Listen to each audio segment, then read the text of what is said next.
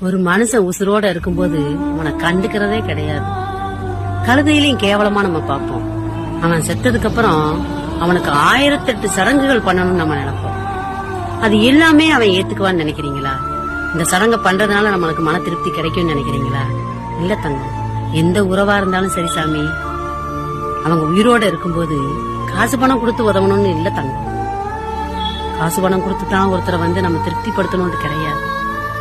எவ்வளவு ஒரு கஷ்டத்துல இருந்தாலும், எவ்வளவு ஒரு துன்பத்துல இருந்தாலும் நீங்க ஆறுதலா 4 வார்த்தை பேசி பாருங்களேன். கொஞ்சம் அவங்க கிட்ட சிரிச்சு பேசி பாருங்க தங்கம்.